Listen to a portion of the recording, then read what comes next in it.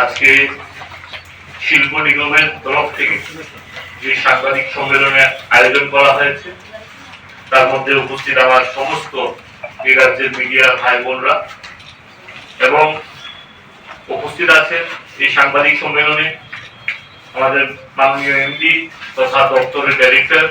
শৈলেশ যাদবজি, উপস্থিত আছেন অন্যান্য বোর্ড মেম্বার থেকে শুরু করে অফিসিয়ালস এবং আমার কথা যারা শুনছেন। আমি লাস্ট 2 বছর বিশেষ করে যখনই আমরা নতুন এই বোর্ড মেম্বার দায়িত্ব নিয়েছি, আমরা হয়তো সাংবাদিকদের ছোট ছোট স্কিম সম্বন্ধে আমরা আলোচনা করেছিলাম, কিন্তু ডিটেলস লাস্ট 2 বছরে এই নিগমের কার্যক্রম নিয়ে আমরা সেইভাবে বিস্তারিত আলোচনা করিনি। তো আমাদের মনে হলো যে সমস্ত বিষয়গুলা এই রাজ্যের মানুষের কাছে, জনগণের কাছে এবং বিশেষ করে ইন্ডাস্ট্রি বন্ধু যারা আছে তাদের সামনে এবং আমার মিডিয়া ভাই বোনদের সামনে রাখার জন্য ব্যবস্থাপনা করা হয়েছে। এবং যারাই আজকে মিডিয়া বন্ধুরা উপস্থিত আছেন প্রত্যেককে অনেক ধন্যবাদ, অনেক স্বাগত জানাই। আমরা এই নিগমের নতুন বোর্ড মেম্বার হওয়ার পর থেকে আমাদের প্রথমেই টার্গেট ছিল এই রাজ্যের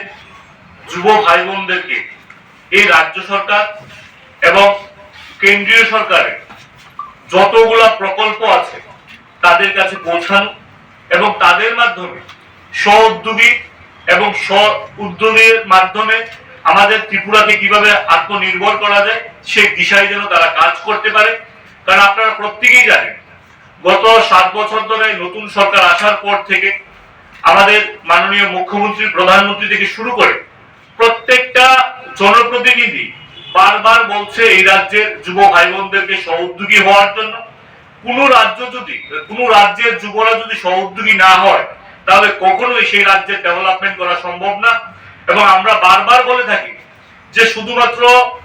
সরকারি চাকরির মাধ্যমে যে স্ব-উদ্যোগী হবে সেটা কখনোই সম্ভব না একটা রাজ্যকে ডেভেলপমেন্ট করার পেছনে। তো তার জন্য আমরা বারবার উদ্যোগ নিয়েছি এই রাজ্যের বিশেষ করে যুব ভাই বোনদেরকে বিভিন্ন প্রকল্প, বিভিন্ন স্কিম তাদের কাছে পৌঁছানোর জন্য আমরা নতুন স্কিম নিয়েছি। তাদের ট্রেনিং এর ব্যবস্থাপনা বিভিন্ন দপ্তরের তরফ থেকে করা হচ্ছে। তার মধ্যে আমরা কিছু কিছু কাজ করছি, সেই কথাটা আপনাদের সামনে শেয়ার করতে যাচ্ছি। এই নিগম প্রথমে আমরা দেখলাম এই নিগমে বসে যে ফ্যাক্টরিজ গুলা বন্ধ ছিল তাদের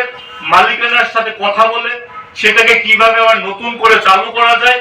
বা দেখা গিয়েছে যে ফ্যাক্টরি গুলা বন্ধ ছিল আমরা নতুন স্ব-উদ্যোগীদেরকে জায়গার ব্যবস্থাপনা করতে পারছিলাম না, তখন আমরা তাদের সাথে কথা বলে আমরা দেখা গিয়েছে যেমন বড় ফ্যাক্টরি ধরমপালের যে বড় ফ্যাক্টরি আছে সেটা জিন্দাল গ্রুপ টেক আপ করেছে এবং তারা স্টার্ট করেছে। এরকম 4 থেকে 5টা ফ্যাক্টরি আছে যে বড় সেটআপ ছিল, যাদের ফ্যাক্টরি একটা সময় বন্ধ হয়ে গিয়েছিল, তারা আবার নতুন করে শুরুয়াত করা হয়েছে। আপনারা জানেন সেই সমস্ত ফ্যাক্টরিগুলা আপনাদের মাধ্যমে নতুন করে যখন তাদের ইউনিট 1, ইউনিট 2, ইউনিট 3 যখন নতুন করে উদ্ঘাটন হয়েছে এবং প্রত্যেকটা প্রোগ্রামেও আপনারা ছিলেন, সুবিধা হয়েছে এবং তারা এই দপ্তরের প্রতিও কৃতজ্ঞতা জানিয়েছে বারবার করে। যেটা 5 টাকা ছিল সেটা 45 পয়সায় আমরা নিয়ে আসা হয়েছে। আপনারা যদি দেখেন আমরা নতুন বিনিয়োগের জন্য আগে কি ছিল, একটা ফ্যাক্টরি বা এই রাজ্যেরই হোক না কেন বহিরাজ্যেরই কেউ যখন এসে কোনো অ্যালটমেন্টের জন্য যখন জমি চাওয়া হতো হয়তো সেটা ডেট ফিক্স আপ ছিল না, আমরা সেটা তার জন্য ল্যান্ড অ্যালটমেন্টের জন্য একটা ডেট ফিক্স আপ করা হয়েছে। প্রত্যেক সপ্তাহে সোমবারে আপনি যদি এর আগের সপ্তাহে শনিবারও যদি অ্যালটমেন্টের জায়গার জন্য যদি আপনি চেয়ে থাকেন, আপনি যদি অ্যাপ্লিকেশন করেন,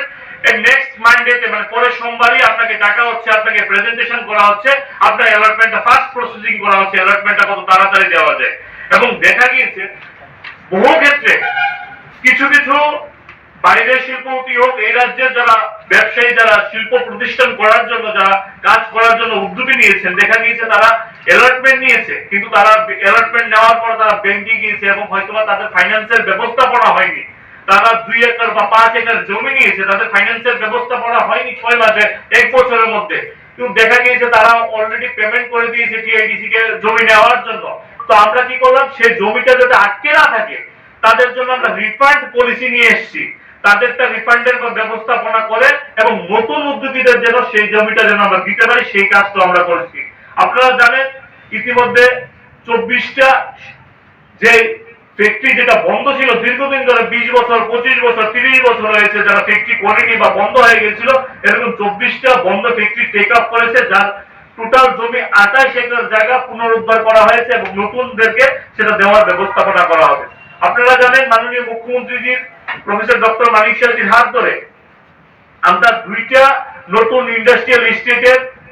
ফাউন্ডেশন স্টোন হয়েছে, যেটা তার মধ্যে শান্তিবাজার হচ্ছে একটা, যেটা আমাদের সেকেন্ড রাবার পার্ক বলে ঘোষণা করা হয়েছে 127 একর জায়গা, ফটিকরায় হচ্ছে 45 একর জায়গা, এবং আরেকটা পাইপলাইনে আছে আমাদের কোয়ারের মধ্যে প্রায় 200 একর জায়গা নেওয়ার জন্য। কারণ আপনারা জানেন বুদ্ধনগর বা আর কে নগর যে ডিমান্ডেবল জায়গা আছে তার মধ্যে নতুন করে আমরা নতুন লোকদেরকে দেওয়া সম্ভব হচ্ছে না, তার জন্য আরো এক্সপেনশন করার ব্যবস্থাপনা আমরা কাজ করছি। আপনারা জানেন বুদ্ধনগর এবং আর কে নগরের মধ্যে আমাদের সরকারের তরফ থেকে পুলিশি ক্যাম্প টিএসআর ক্যাম্প থাকার পরও আমরা যেন তাদের সিকিউরিটির ব্যবস্থাপনা যেন 100% আরো ভালো করে যেন করতে পারি, তার জন্য আমরা প্রাইভেট সিকিউরিটির ব্যবস্থাপনা আমরা করেছি, এবং তার সাথে সাথে প্রত্যেকটা ইন্ডাস্ট্রিয়াল এরিয়ার মধ্যে সিকিউরিটি সিসিটিভি ক্যামেরার ব্যবস্থা থেকে আরম্ভ করে সমস্ত কাজ আমরা করেছি। আমি বলছিলাম আপনাকে টোটাল 23-24-এ 28 জনকে আমরা ইন্ডাস্ট্রিয়াল এরিয়ার মধ্যে অ্যালটমেন্ট দেওয়া হয়েছে, এবং 24-25-এ 39 মানে 39 জনকে আমরা নতুন করে জায়গার ব্যবস্থাপনা আমরা করা হয়েছে। এবং আপনাদের মনে রাখতে হবে সেই সংখ্যাটা শুধুমাত্র ইন্ডাস্ট্রিয়াল স্টেটের সংখ্যা, এবং সারা রাজ্যের মধ্যে যাদের নিজেদের জমি আছে তারা সেই নিজেদের জমির মধ্যে তারা সেই ফ্যাক্টরি স্টার্ট করছে, এবং রেন্টে নিয়েও প্রাইভেট রেন্টে নিয়েও সেটা কাজ করছে। কিন্তু আমাদের ইন্ডাস্ট্রিয়াল এস্টেটের মধ্যে 23-24-এ হচ্ছে 28 জনকে, আর 24-25-এ হচ্ছে 39 জনকে আমরা ল্যান্ড অ্যালটমেন্টে দেওয়া হয়েছে। এবং বিশেষ করে 24টা ফ্যাক্টরি যেটা বন্ধ ছিল তার মধ্যে তাদের সাথে কন্ট্যাক্ট করে তাদের ব্যবস্থাপনা হয়নি বা তারা রিওপেন করবে না, তাদের ব্যাংকের সাথে ঝামেলা ছিল, এরকম 24টা ফ্যাক্টরিকে আমরা সেই জায়গাটা আমরা পুনরুদ্ধার করা হয়েছে। তার সেই জমির পরিমাণ হচ্ছে 28 একর, এবং বিশেষ করে 4টা ফ্যাক্টরি যেটা তাদের যেমন ধরমপালের যে বড় ফ্যাক্টরি ছিল বুদ্ধনগরের মধ্যে সেটা বন্ধ ছিল, সেটা জিন্দাল গ্রুপের সাথে কথা বলে টেক আপ করা হয়েছে, এবং তাদের ফ্যাক্টরি কাজ আবার নতুন করে তাদের ইনফ্রাস্ট্রাকচারের কাজ চলছে, নতুন করে স্টার্ট হবে।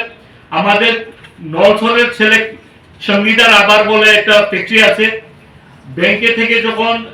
লোনের টাকা দিচ্ছিল না সঙ্গে একটা রাবার ফ্যাক্টরি, তখন সেটাকে অপশন করা হয়েছিল ব্যাংক থেকে। তো ত্রিপুরারি ছেলে সেই অপশনে পার্টিসিপেশন করে সেই ফ্যাক্টরিটাকে নতুন করে স্টার্ট আপ করা হয়েছে, এবং এছাড়াও আরো 2-3টা ফ্যাক্টরি যেটা বন্ধ ছিল এটা অন্যরা টেক আপ করে সেটাকে নতুন করে স্টার্ট করেছিল। এবং সেই যে কনসেপ্টটা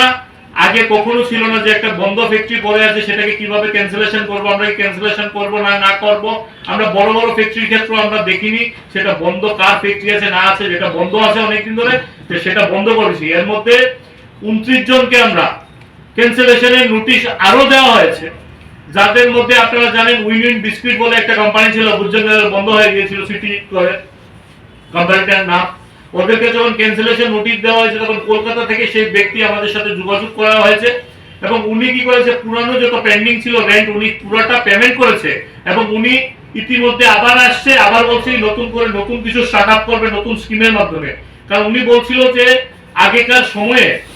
যে ফ্যাক্টরি তো চালাবে দূরের কথা, বুদ্ধনগর শুধুমাত্র মাফিয়ার কারখানা ছিল, আজকের দিনে সরকারের তরফ থেকে এবং বিভিন্ন জনপ্রতিনিধিদের তরফ থেকে এবং বিভিন্ন জায়গার মানুষের সাথে সরকারি এমপ্লয়িজদের যেভাবে হেল্প করছে সেটা আগে কখনো সম্ভব ছিল না, তার জন্য সেই কাজটা আরো বেশিভাবে নতুন করে কাজ করছে। আপনারা জানেন ডিএস রাবার সেটা 2016 সালে বন্ধ ছিল, 2019 সালে তাদের আবার নতুন করে স্টার্ট আপ করলো, এবং 2023 সালে সেটা তাদের সেকেন্ড ইউনিট আবার স্টার্ট করছে। এই রাজ্যের মধ্যে প্রথম প্লাই ফ্যাক্টরি স্টার্ট করা হয়েছে আপনারা জানেন। তো সেই কাজগুলো কন্টিনিউয়াসলি, এবং বিশেষ করে আমাদের টার্গেটটা হচ্ছে কি প্রবলেমটা কোন জায়গাতে হচ্ছে,